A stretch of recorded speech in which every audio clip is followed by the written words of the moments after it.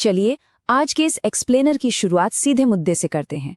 18 जून 2026 महाराष्ट्र का बेहद मशहूर लोहगढ़ किला। जरा सोचिए, जो दिन एक परफेक्ट बर्थडे सेलिब्रेशन के तौर पर शुरू हुआ था, वो अचानक एक भयानक त्रासदी में कैसे बदल गया। आज हम इसी रहस्य की गहराई में जाने वाले हैं।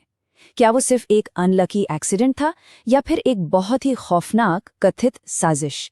आइए पुलिस इन्वेस्टिगेशन और अब तक सामने आए सारे तथ्यों के जरिए इस पूरी गुत्थी को सुलझाने की कोशिश करते हैं। तो शुरुआती कहानी कुछ इस तरह सामने आई। 26 साल के केतन अग्रवाल, जो पुणे के एक युवा बिजनेसमैन थे, अपनी मंगेतर सिया गोयल के साथ उनका जन्मदिन मनाने लोहगढ़ किले पर ट्रैकिंग के लिए गए थे। बताया गया कि केतन वहां एक गहरी खाई में गिर गए।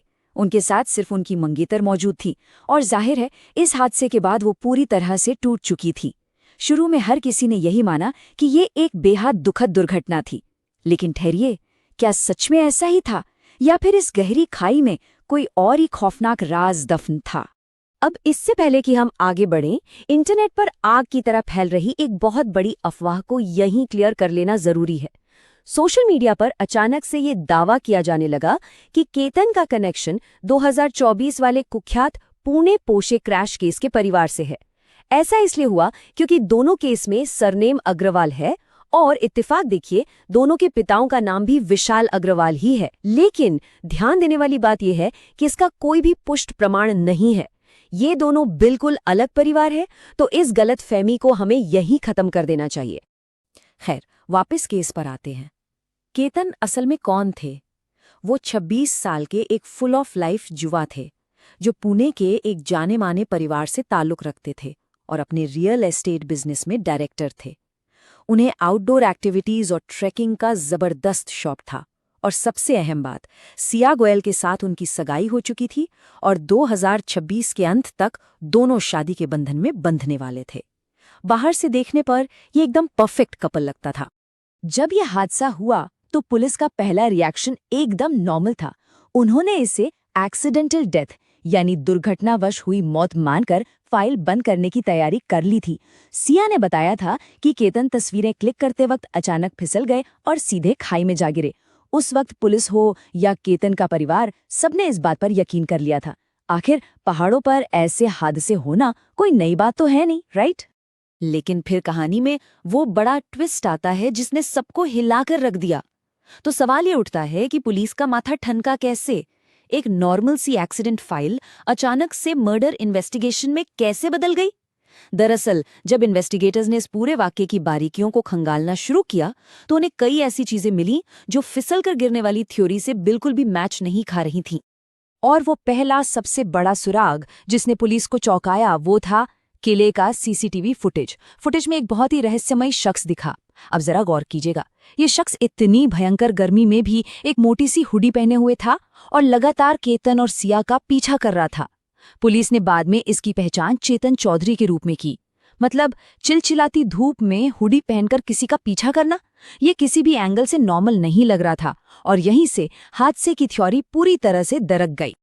अब हम आते हैं इस मामले के सबसे डार्क हिस्से पर, कथित साजिश। यहां से पुलिस की इन्वेस्टिगेशन पूरी तरह से एक नए रास्ते पर मुड़ जाती है, जहां शक की सुई सीधे तौर पर मर्डर की तरफ इशारा कर रही थी।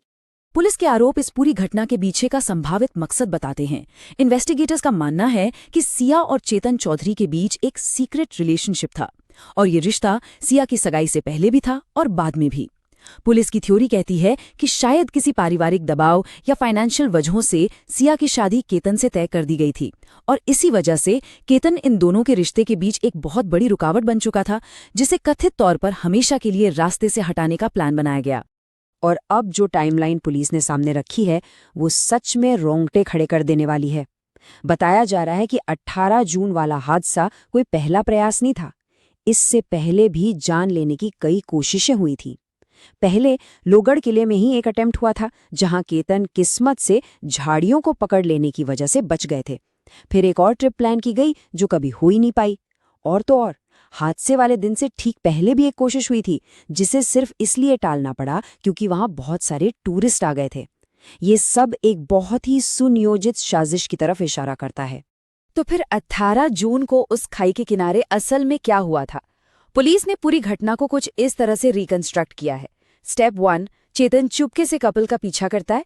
स्टेप 2, सिया कथित तौर पर केतन को खाई के एकदम किनारे एक खास स्पॉट पर खड़ा करती है, शायद किसी अच्छी फोटो के बहाने। स्टेप 3, सिया एक पहले से फिक्स किया हुआ इशारा करती है।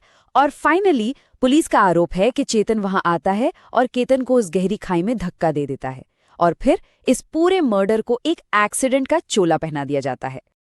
अब सबसे अहम सवाल, पुलिस इन संगीन आरोपों को कोर्ट में साबित कैसे करेगी? आज के डिजिटल दौर में सबूत ही सब कुछ है। सीसीटीवी फुटेज से चेतन की मौजूदगी पक्की हो जाती है।